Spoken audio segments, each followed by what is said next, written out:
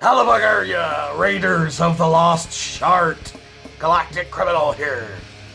Today we've got ourselves a video that is kind of a long time in the making and one I am very much right now excited for. There's like one guy that has been consistently for I don't even know how long been telling me to check this band out, and today I decided, you know what, I'll give them a look-see. So I checked out their Disgrace book, but at a quick view there wasn't much to say, so I googled them and stumbled upon this post from a few years ago to Alt Press, which says the band are comprised of vocalist Brendan Murphy of Counterparts, who I am very much familiar with. I'm a big fan of the band, did a reaction to them a while back, got blocked by the label, so that's why it's not on the channel. But get this, guitarist Will Putney of Fit for an Autopsy. You know, the guy that writes and produces everything for Fa-Fa-Fa? Holy fuck, dude. Really? Oh, it says guitarist Gregory Thomas of Misery Signals, Jay Pepito of Reign Supreme, and drummer Andrew McNady of Trade Wind. Now, I'm not familiar with the last three guys, but apparently all these dudes together is like a hardcore powerhouse supergroup type of deal. I mean, you got Will Putney on there, so I'm willing to take your word for it. Now, I don't believe that this was the exact track that the dude had been asking me to check out, but regardless, I have a pretty strong friggin' feeling this is gonna be one of those times where I wished I'd have gotten around to them sooner. I have a pretty good feeling, but so let's get into this. And Covet not the 1, 2, 3.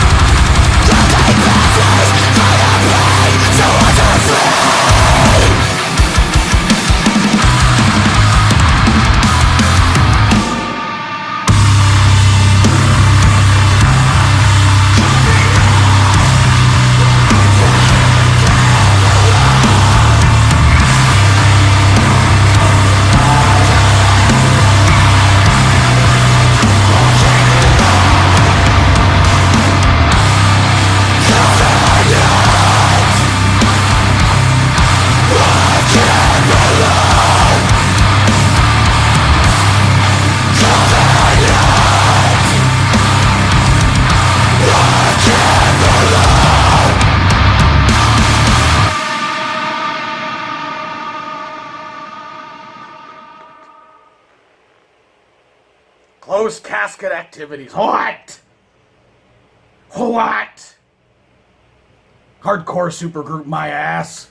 That shit sucks. Oh my god. Oh my god, I got caught sleeping. Could you imagine this track live? Murdered in the mosh pit. I mean, that was crazy, right? That was absolutely, whoa, that wasn't hardcore. That was deathcore all the way, man. Regardless, the track that the one guy, I'm sorry I don't remember your name, I probably should with how many times you'd asked me to check this band out. The track he'd asked me to check out was one from their original EP from a few years ago, I guess, called Necessary Death. This one is coming from an album they got coming out in like a week called Splinters from an Ever-Changing Face. Splinters from an Ever-Changing Face. That sounds naughty. I mean,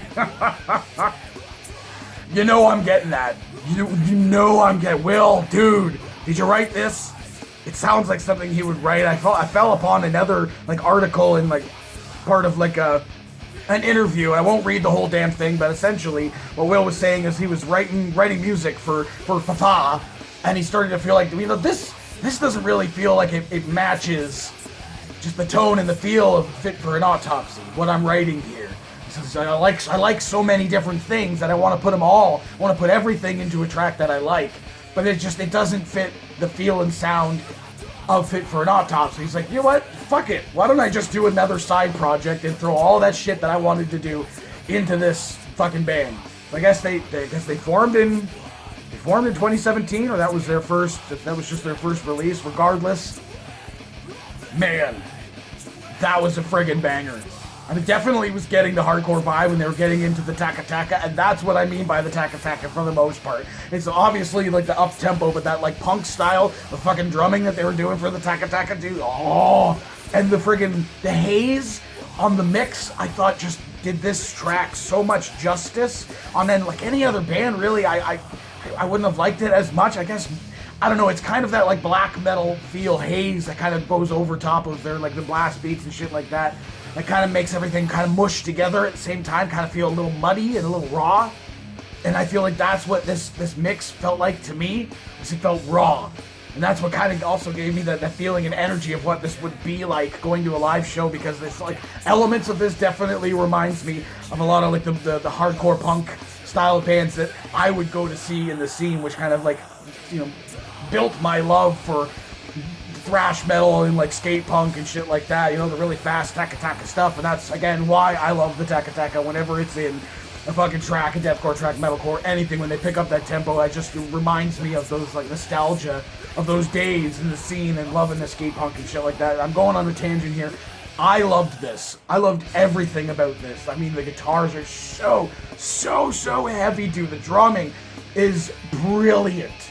Were you following along with what was going on here? Like some of these like strange off-timing fucking fills and stuff like that were just it's so good, but just keeping that energy up. The energy just goes, man. And the vocals, obviously, Brendan, man, fucking so good. I wish I had been able to put up my fucking my reaction to Counterparts, but again, like I said, it got blocked by the label. It's Pure Noise Records. They're like on a fucking another label that's on a blacklist for me that has just been constantly blocking my reactions over and over again. I did a reaction to Knock Loose that they blocked, and just nobody would get back to me. I tried fucking emailing and everything to see if I can get something done about that, like some other labels have done for me, and they did not, which is a shame. But yeah, dude, I friggin' another Track of the Year nominee. Another Track of the Year nominee. That was epic. It was something different, man.